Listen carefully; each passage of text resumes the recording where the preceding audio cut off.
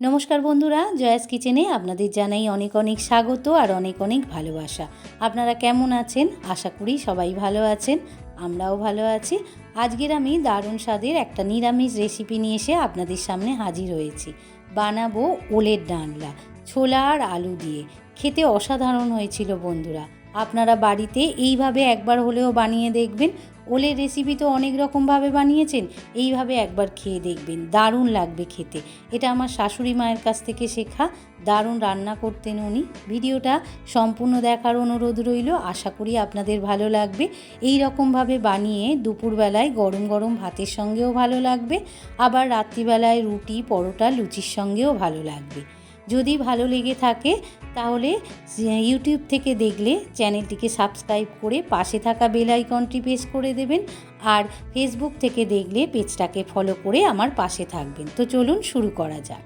রেসিপিটা বানানোর জন্য এখানে আমি নিয়ে নিয়েছি দুটো বড় সাইজের আলু, এরকম ডুমো ডুমো বড় বড় ডুমো ডুমো করে কেটে নিয়েছি। আর নিয়েছি ওলটাকেও এইরকম ডুমো ডুমো করে কেটে নিয়েছি, আলুর থেকে একটু ছোট সাইজ করেছি। আর একটু নিয়ে নিয়েছি ছোলা ভিজানো। প্রথমে আমি ছোলা আর ওলটাকে একটু ভাপিয়ে নেব। তার জন্য গ্যাসের ওপর একটা বাটিতে খানিকটা জল দিয়ে তাতে লবণ দিয়ে 5 থেকে 7 মিনিট ফুটিয়ে নেব। ছোলা আর ওলটাকে সেদ্ধ করে আমি একটা চুবড়িতে জল ঝরাতে দিয়েছি। গ্যাসের উপর আমি একটা কড়া বসিয়ে দিয়েছি, কড়াতে বেশ কিছুটা সর্ষের তেল দিয়ে দিয়েছি। তেলটা হালকা গরম হয়ে এসেছে, দিয়ে দিলাম অল্প একটু লবণ আর অল্প একটু গুঁড়ো হলুদ। তেলটা গরম হয়ে এসেছে, এবারে কেটে রাখা আলুগুলো তেলের মধ্যে দিয়ে দিলাম, দিয়ে ভালো করে নাড়াচাড়া করে আলুগুলোকে লাল লাল করে ভেজে নেব। আলুগুলো লাল লাল করে ভেজে তুলে নিয়েছি, এবারে ওলগুলো ভেজে নেব। সেদ্ধ করে রাখা ওলগুলো আমি দিয়ে দিলাম, দিয়ে ভালো করে নাড়াচাড়া করে ওলগুলোও লাল লাল করে ভেজে নেব। এখানে ওলটা আমি 50% পর্যন্ত সেদ্ধ করে নিয়েছি। ওলগুলো লাল লাল করে ভাজা হয়ে গিয়েছে, এবারে একটা পাত্রে তুলে নেব। ওল ভেজে তুলে নিয়েছি, এবার ওই তেলেই দিয়ে দিলাম একটা তেজপাতা আর গোটা গরম মশলা, এখানে 2টো এলাচ, 2টো লবঙ্গ আর অল্প একটা দারচিনির টুকরো, আর দিয়ে দিলাম 1/2 চামচ গোটা জিরে। ফোড়নটা বেশ লালচে করে ভেজে নিয়েছি, আর ফোড়ন থেকে বেশ একটা সুন্দর গন্ধও বেরিয়েছে। এবারে আমি দিয়ে দেব টমেটো কুচি। এখানে মিডিয়াম সাইজের একটা টমেটো আর ছোটো ছোটো করে টুকরো করে কেটে রেখেছিলাম।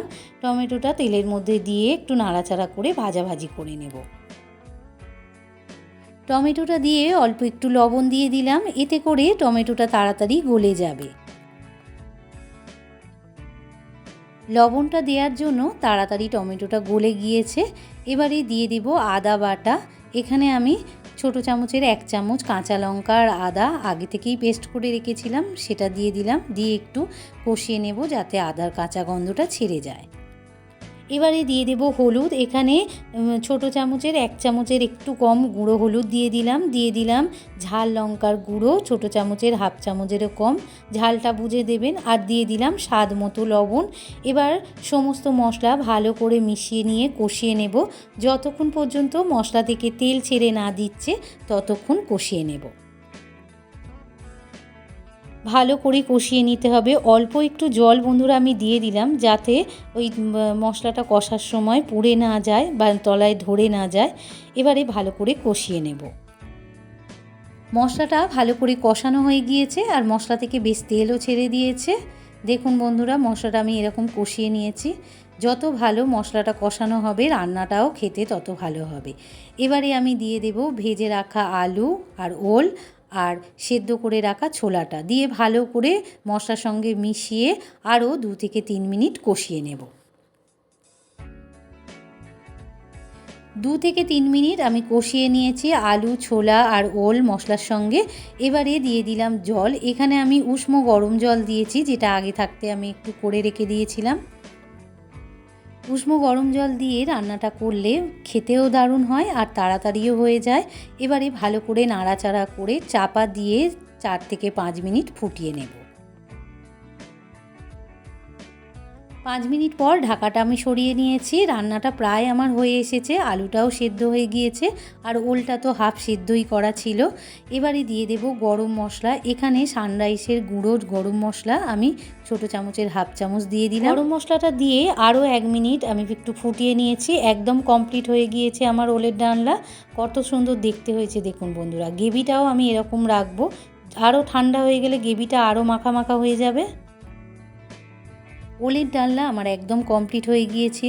এতে আপনারা ঘি দিতে পারেন, আমার হাতের কাছে আজ ঘি ছিল না তাই দিইনি। খেতে অসাধারণ লাগবে ঘিটা দিলে।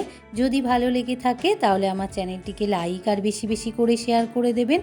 আর আমার মতো করে একবার হলেও বানিয়ে খাবেন, দেখবেন দারুণ লাগবে খেতে।